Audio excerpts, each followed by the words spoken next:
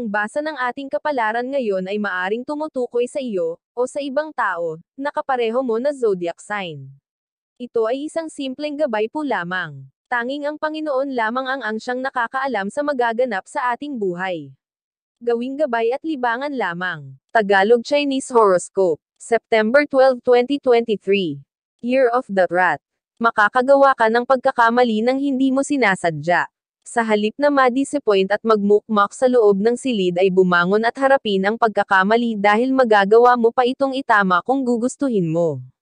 Maswerteng numero, 5, 23, 26, 30. Year of the Ox. Hindi ka matutuloy sa iyong pupuntahan dahil may haarang sa iyo para igiit ang sarili niyang intensyon. Pag-isipang mabuti ang mga iaalok sa iyo bago magbitaw ng desisyon dahil malaki ang posibilidad na ikaw ay magkamali. Maswerteng numero, 8, 12, 34, 35. Year of the Tiger. Kahit na ano pang iwas ang gawin mo sa iyong ex ay hindi mo maikakaila sa iyong sarili na mahal mo pa rin siya at umaasam ka pa rin sa posibilidad na kayo ay magkakabalikan. Lalo pa at muli kayong magkakasama sa isang proyekto. Maswerteng numero, 6, 11, 13, 24. Year of the Rabbit. Hindi pa ngayon ang tamang panahon para ikaw ay sumuko sa isang laban na pinagdaraanan mo ngayon. Sa dami ng bumabak up sa iyo ay ikaw na rin ang mahihiyang sumuko para sa sarili mo at dapat mo itong panindagan. Maswerteng numero, 28, 33, 40, 54. Year of the Dragon. Hindi mo kailangang mag-ubos ng panahon sa pagresolba ng problema ng iba gayong ikaw ay kasalukuyan ding nahaharap sa sarili mong problema. Ito muna ang bigyan mo ng atensyon at agarang solusyon. Maswerteng numero, 53, 56, 67, 69. Year of the Snake. Isang bagong kaibigan ang mapapalapit sa iyo dahil sa marami niyong pagkakapareha. Karamihan sa kanyang interes ay interes mo rin at marami ka pang matutuklasan tungkol sa kanya na magugustuhan mo. Maswerteng numero, 11, 38, 45, 50. Year of the Horse.